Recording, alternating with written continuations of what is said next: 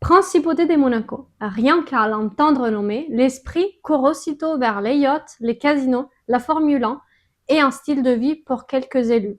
Mais c'est aussi un endroit bien moins exotique que l'étiquette de pays extra-européen pourrait te laisser imaginer. Pense que ce micro-État, le deuxième plus petit au monde après les Vatican, d'un peu plus de 2 km² d'étendue, doit ses origines à une action audacieuse en 1297, quand Francesco Grimaldi, d'origine génoise, conquit la forteresse sur le rocher en se déguisant en moine franciscain, pour ensuite ouvrir les portes à ses soldats. Cela a donné naissance à la dynastie des Grimaldi qui règne depuis plus de 700 ans. Le grand boom économique est arrivé à partir du milieu du XIXe siècle, d'abord avec l'ouverture du casino de Monte-Carlo, puis avec le choix stratégique d'abolir les impôts directs, transformant ce petit bout de terre en destination du tourisme de luxe et pôle d'attraction pour le capital international. Mais au-delà des notes historiques et du luxe effréné, il existe une vie normale. C'est de ceux qui, comme moi, ont décidé de faire de cet endroit leur maison. Mon aventure a commencé avec 800 € en poche, une Smart vendue pour les rassembler et un contrat de stage. Elle a commencé d'une façon la plus chaotique et imprévisible que j'aurais pu imaginer.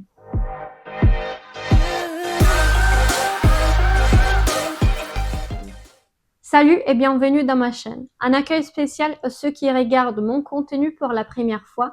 Je suis Federica et ceci est le Salon des Fécondés, un espace que j'ai créé pour quiconque est curieux de la Principauté de Monaco, pour ceux qui pensent à s'installer ici ou ailleurs pour faire une expérience à l'étranger, pour ceux qui vivent déjà dans la région mais peinent à se créer un réseau, ou simplement pour ceux qui ont envie de se détendre quelques minutes. Dans les prochaines vidéos, je vous raconterai pas à pas mon parcours, ce que j'ai construit et mon quotidien. Mais aujourd'hui, je veux commencer par les débuts, en répondant à une des questions qu'on m'a posées les plus souvent. Mais toi, comment tu es fini à Monaco? Bonne question. La vérité, c'est que je ne me suis pas réveillée un matin en me disant « Je vais vivre dans le pays des super riches ». Non. L'histoire est un peu plus compliquée. Pour répondre, je dois faire un saut en arrière en 2019. J'étais une jeune diplômée à Rome. J'ai ressenti vraiment le besoin d'un défi. J'avais déjà fait un Erasmus et d'autres expériences d'études à l'étranger. L'idée était de construire peut-être une carrière internationale. Malgré avoir fait 1000 petits boulots, je n'arrivais pas à trouver un vrai point de départ, un travail à temps plein. J'aurais envoyé des centaines de CV, mais en Italie, je me sentais invisible. Je faisais quelques entretiens et ça finissait toujours de la même façon. Il y avait toujours une meilleure ressource, quelqu'un avec plus d'expérience que moi. C'était un cercle vicieux frustrant. Alors j'ai commencé à regarder autour de moi, mais je voulais rester en Europe, assez près de chez moi. J'ai visé les endroits où je pouvais utiliser les langues que je parlais ou que je voulais perfectionner. Royaume-Uni, Espagne, France, et oui, aussi la Principauté de Monaco, un lieu que j'avais visité en touriste un peu plus d'un an auparavant. Certes, on respirait les luxes partout, mais ce n'était pas ça qui m'avait frappé paradoxalement. Ça avait été une propreté presque surréelle et un sentiment de sécurité palpable. Je vous raconte cette anecdote qui vous fera sourire. J'ai monté vers les palais des princes et j'ai vu un carabinier s'épancher pour ramasser par terre les plastiques transparents d'un paquet de cigarettes, puis les jeter à la poubelle.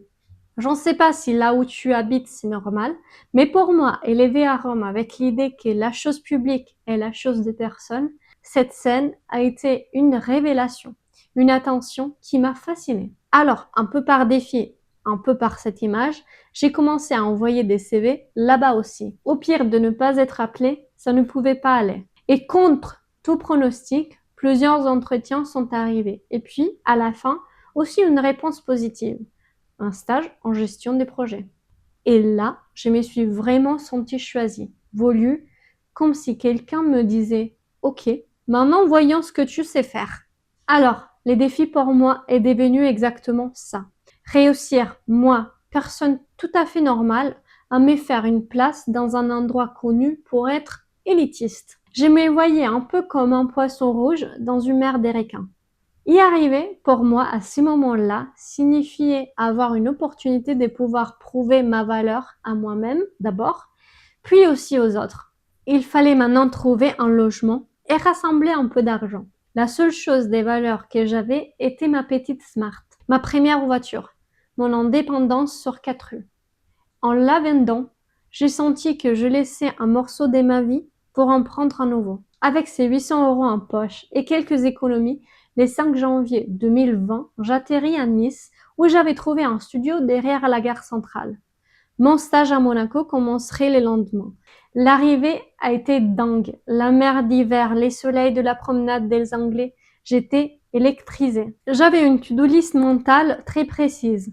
Prendre les clés, faire les courses pour me sentir tout de suite chez moi, défaire les valises et choisir la tenue pour mon premier jour. Après avoir pris les clés, je me suis ruée au supermarché.